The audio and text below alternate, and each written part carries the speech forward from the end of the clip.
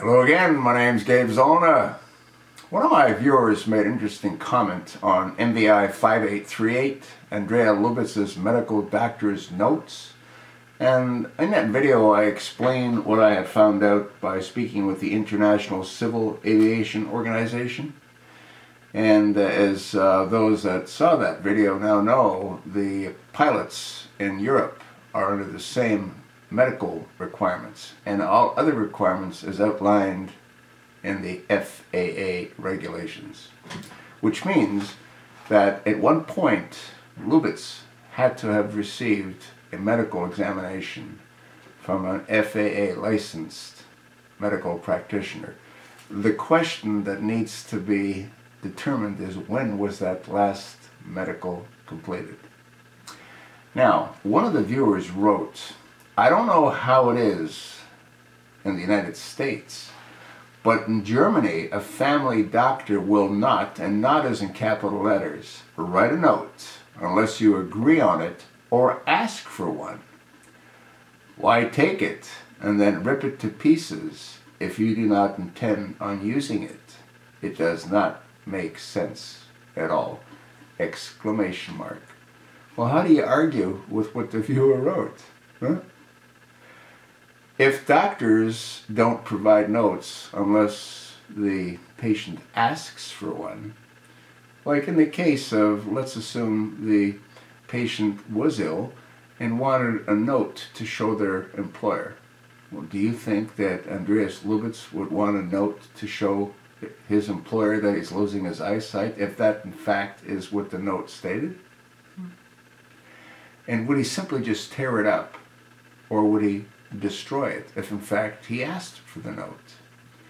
I think what has to happen is the doctors that wrote that note, since obviously their names must be on that note, shouldn't they be interviewed and investigated as to what they wrote, what they found, when they found it, who, if anyone, they reported it to?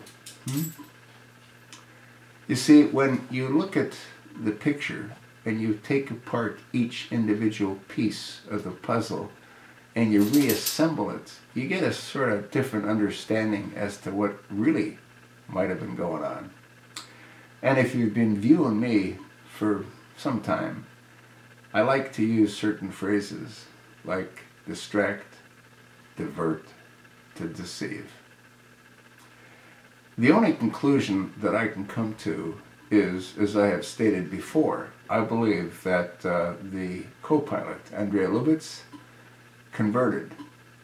And there's talk that he converted to Islam when he was being trained in Phoenix. I have no idea if that in fact is the case. It all comes back to what I've said in a number of other videos. His breathing, being as calm as it was, indicates to me that he was at total peace with what he was about to do, which is not only to end his life, but the lives of 149 innocent people. Tell me where I'm wrong. Now, what I think is going on here is that this event is so horrific that the Islamists didn't want to use it as propaganda. It's different when they chop off the heads of people that are Christians and we watch their blood bleed into a trough.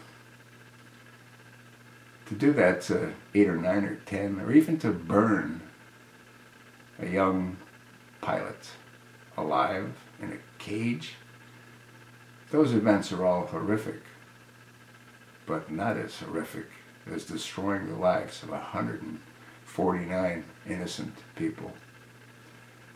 I think they wanted to disassociate themselves from this event, which is why we're now getting all this other information about notes being left, about his girlfriend saying he would wake up at night screaming, "We're going down, we're going down."